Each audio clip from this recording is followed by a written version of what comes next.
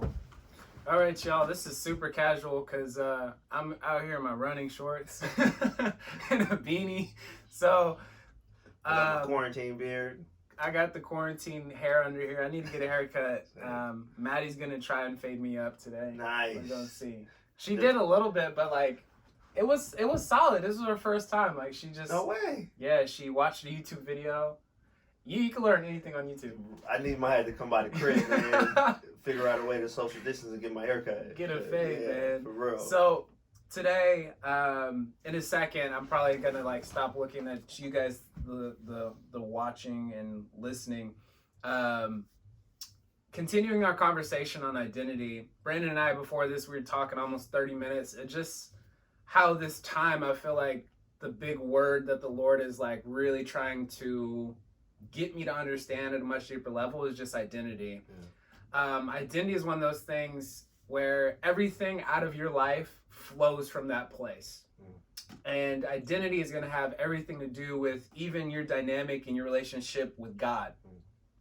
So if you're coming out of a place of lack, if you're coming out of a place of mistrust, that thing is going to be projected on God because that's your identity.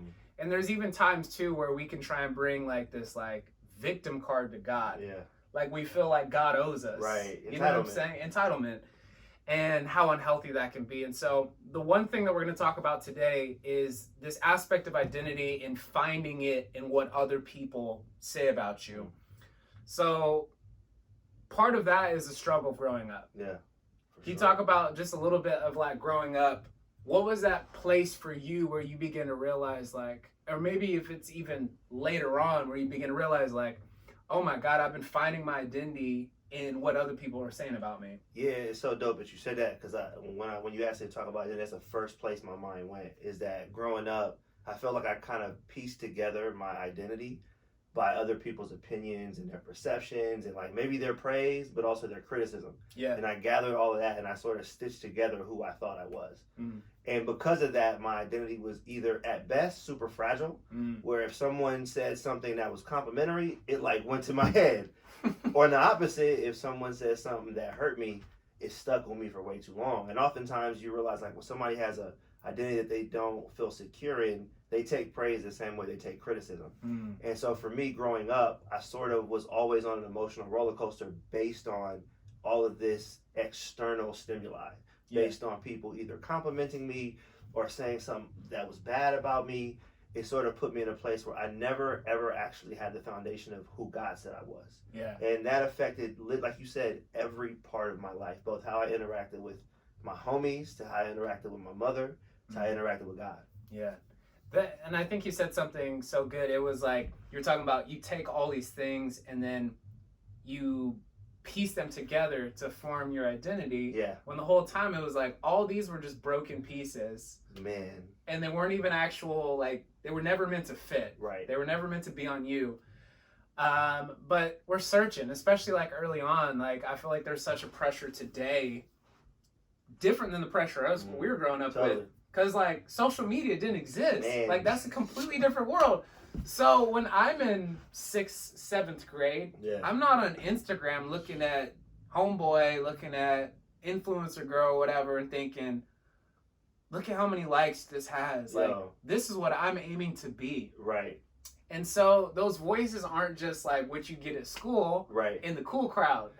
Now this is like a voice that's actually saying like, this is what's it. And so for me, I feel like I'm like, yo, that's crazy because I know the challenge of that today is probably even a little bit tougher than when we grew up, man. Totally. Yeah, no, I always think about too, just the idea that in my intimate room by myself, I at least had a space where I could reflect. Yeah. Now, like, no matter what, you are overrun, bombarded with other people's opinions while you're sitting at home. Like, if you had a bad day with your homies, you could retreat. It's like, man, I'm going to the crib. I'll talk to y'all tomorrow. Yeah. Now it's like it's never ending. It's a faucet you almost can't turn off. Wow. Yeah, and those voices, again, there's been placed such a high value on them. Right. And that's the other thing too. When it comes down to identity, the voices or voice that you value the most will be the one who ends up kind of like writing the blueprint for who you are. Wow. And again, we have a lot of young people who haven't now gotten in the habit of reading their Bible. So the ultimate blueprint, they're completely unaware of. Yep. So by default, if you're not taking what the Word of God says about identity, you're going to take the next closest, most loud voice, which is what the culture is saying. Right. And again, we'll break down some more things, but one of the examples I always come back to is David and King Saul. Yeah. So with David, we have this young shepherd boy. And like a lot of people, when you look at somebody, you always look at where they end up. Like right now on ESPN, The Last Dance.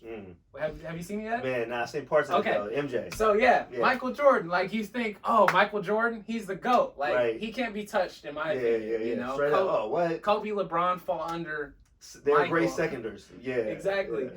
But people forget, like, as a sophomore in high school, man, he was cut off his JV team. Wow. And so when we look at David and we look at, obviously, the title he's given is Man After God's Own Heart, which is amazing. I think that's what we all strive to be. Yeah. But I think almost equally as important of where he ended up as king, as legendary, as one of Jesus's favorites to quote. Yeah.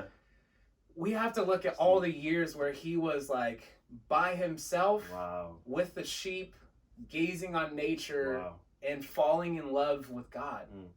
And I think during those times, like obviously he still fell, which is kind of somewhat encouraging because no one's perfect. Right.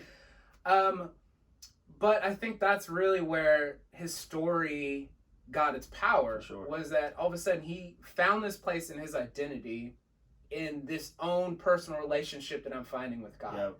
And before God can make him the king that he wanted to make him, he had established his identity as this young man who was just like, God loves me. Right. You know? Wow. And it's interesting because at that time, his counterpart, as scripture would kind of like paint the story, is King Saul. And Saul, like, if you could imagine, he's like, I don't really know who young people would say, oh, he's the best looking dude. Yeah. Like, it's a good question. I don't know. Yeah. All right. So Jason Momoa, maybe. Yeah. I don't know. Jason Momoa. Yeah. So if you can imagine, this is a good example. So like Jason Momoa looks like a really tall dude too. So Saul, who we see in the Bible, he's tall, he's good looking, he's charismatic. Yeah. And he's promoted king, and he's excellent war general, all this sorts of stuff. And so there's a point where if they were taking a popularity contest at this time, King Saul would win. Like he's head and shoulders over everybody. Right. And there was this fractured sense of identity in Saul because he was finding his value and his worth in what everyone was saying about him. Wow. So we could kind of liken this to him. He's like a music artist, and he has the #1 song in the country. Right. And it's been on the Billboard charts for a year, you know? Which is like, that's Drake numbers. Yeah. And then all of a sudden, there comes this young up-and-coming artist who releases a song that was very raw, very real, authentic, and all of a sudden, this song surpasses Saul's song on the Billboard charts. And it puts Saul in this unique place because now all of a sudden, he feels less than, he feels not enough. Because the people aren't cheering for him anymore. Wow. They're cheering for David, right? I think the actual part we're referring to is in 1 Samuel 18. And it says, like Saul's killed his thousands, David tens of thousands. So they're like essentially saying like, Saul, you're not that guy anymore. Fall back. And we look at what happens to the character of Saul. All of a sudden, his heart is filled with anger. He's filled with jealousy. He's filled with rage. Which again, I would argue that all those things were already there. But what happens is during this time where his identity is challenged, all these things that he was building his life on actually comes up in the surface. Totally. And so it's so crazy because it's like he was a powerful guy. He was good looking. He has it all. But because the core of who he is, the center of his identity is not found in the right thing, he becomes unstable. That foundation was never set. Yeah. Yeah, that's so deep that you say that, and I love that example because I think about like this culture is addicted to mountaintop experiences and mountaintop moments, and not only experiencing them but highlighting them. So you know, like we live ESPN culture, man. Only thing we show is our highlights. Yeah. But like you mentioned, the foundation of your identity is oftentimes formed in the valley. That's where fruit grows. And I think about, me and my homies always talk about the idea of like pictures. Like we got camera phones, you take a picture, boom, that memory is captured forever. But on a camera, you have a film. Yeah. And if you want to capture that beautiful moment, you have to take that film into a dark room. And that dark room has to be developed. And it's developed by being exposed to chemicals and stress. And if it's exposed to light too soon, that entire film is ruined. Wow. But if it takes the process and it's exposed to the chemicals and the stress, it develops into that beautiful picture. And oftentimes in our culture, we don't want either to show the dark room or even stay there. Like we're addicted to mountaintop experiences. And I think the difference between David and Saul is that David always knew his identity was going to be conformed in the cave. It was going to be conformed outside the palace, not on the throne. And Saul's identity stemmed from and flowed from being on the throne. Yeah. And so I just appreciate that example that you set out. And for me, I'm always asking myself, like, what are the things I want to hide from people? Yeah. Those are probably the things that God is trying to work through. And my identity probably will be formed through overcoming those things. As opposed to me just, you know, Steph Curry in from 35 feet out. Like, that's great, but at a certain point, how much can you learn from being on a mountaintop? Yeah. Man, that's good. I remember, man, one time, this was like, I was a sophomore in high school. I'm starting to kind of make a name for myself on the basketball court. And one of my mentors, he asked me, he said, Brandon, if God asked you to step away from basketball tomorrow, could you do it? And I answered him honestly, and I said, no, man, like, I'm having way too good of a time. Yeah, he was good, too. That's a hard one, bro. And I was like, easy well, for me. I'm I wasn't that good. I was like, man, I'm making a name. Like, things are going good. And I remember he didn't say anything, and that wasn't the right answer. But I get it. But it would get to this place where I realized so much of my identity was in basketball because of how others viewed me, and they were like, give me the pat on the back. They're like, you're amazing. For sure. God, you're the next big thing. Come out of here. I got people recognizing me. And it took me a couple years. And I remember by my senior year at this point, I'm like one of the top players in the country. Like I have 30 Division I offers from colleges. Like it's big time, you know?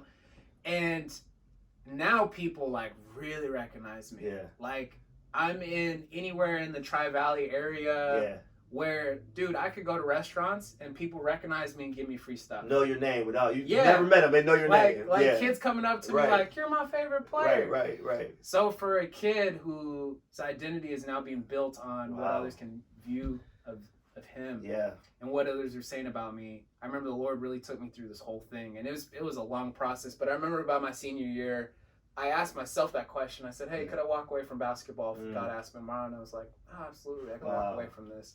And it was a course over just my high school years where God was really trying to get my identity, not in what others were saying about me, not what others were viewing about me, because he knew at some point, these people are going to be taken out of your life. The people who are cheering for you, at some point, they're going to be booing you. So if all these moving pictures and moving things are in your life and your identity is built on that, what happens to you when those voices are gone? You're left with nothing. And the thought of my life being built on nothing, it's very scary, very sobering. So it put me on this journey of like, man, I know storms are going to come in my life.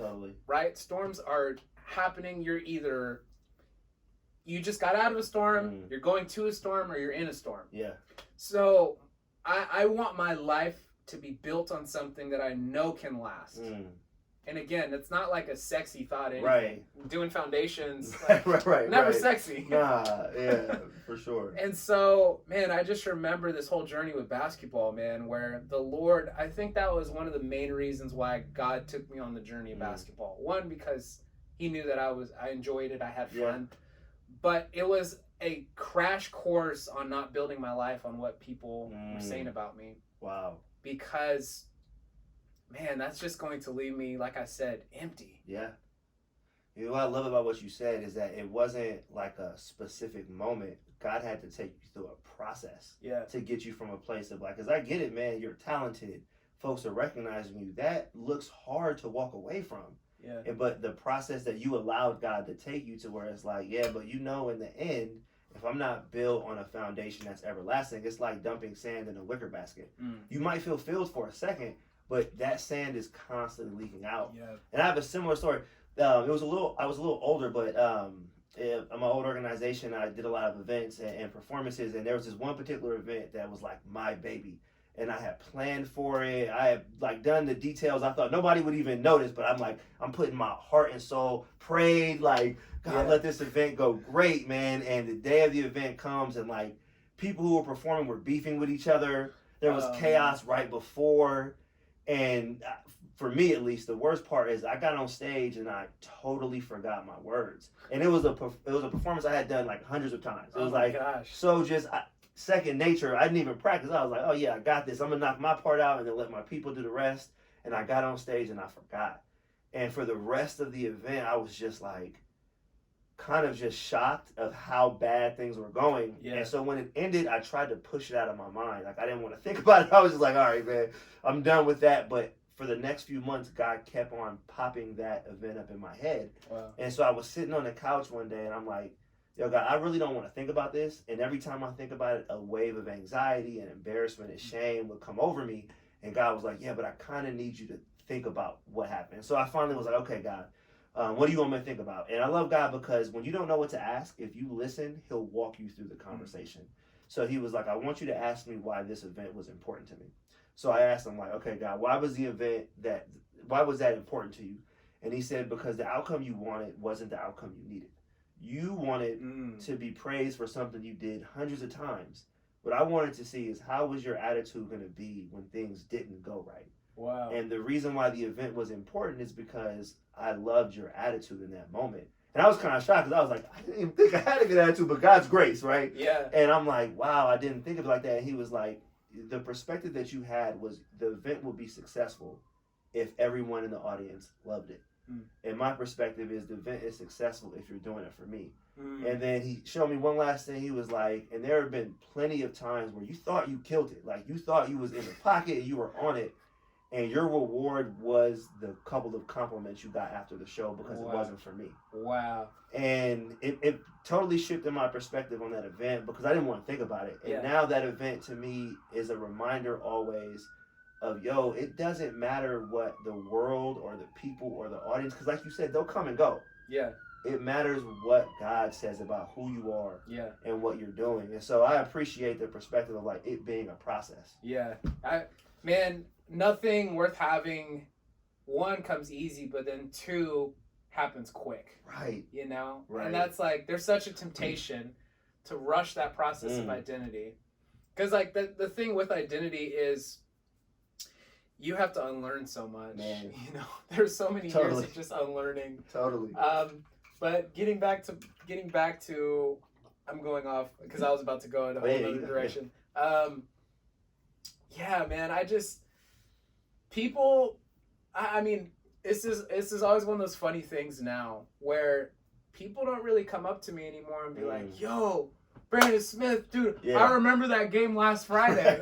Right. I'm almost 30. Yeah, that's not happening anymore. Right. Yeah. But I don't need it to happen anymore, you know, because I'm like, I know who I am. Yeah. And again, it's such a powerful place. Like, and again, I have my moments, insecurities.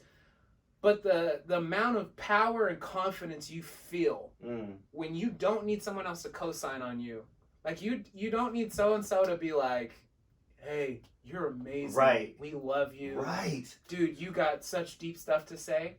Like, I'm like, oh, I don't need that anymore, you know? And I think that's the most dangerous thing that anyone can have, is knowing who you are in a world that doesn't know who they are. Wow. Ooh. That is like, that really is it. And that's the journey that Jesus showed us. And that's a journey that we're all on trying to get to. Wow. That's powerful, the thought. The idea of like, once you know who you are, the confidence comes. Yeah. And usually when you're arrogant or cocky, or you have sort of like this boastful, prideful attitude, it's coming from insecurities. Yeah. Because you don't know who you are. Yeah. And like when you're confident, you don't have to have the praise. You don't have to have this might be a diss a little bit, but like I think of Kevin Durant and Steph Curry. Yeah. And like those two, it was such I'm a huge Warriors fan. Yeah. And it was good, you know, well not good, but you know, yeah. It was such an interesting thing to watch last year, like the dynamics of these two amazing, powerful players, and just you can see their different personalities. Like on one hand, Kevin Durant's the best player in my opinion in the world. Yeah. But he needed people to tell him that. Yeah. And because of that, he came off as cocky and arrogant. As opposed to Steph Curry, who I think is like, man, second best point guard ever, best shooter of all time. Yeah. He's consistently unbothered yeah. by people who don't give him the respect that we all think I'm more offended when somebody disses Steph Curry than Steph Curry is, and that's because his confidence comes from his actual identity. And when your confidence comes from your identity, you can't be overconfident. You just are confident in who you are. You can't be arrogant and you can't be insecure. But when your confidence stems from insecurities, eventually those insecurities will turn into pride.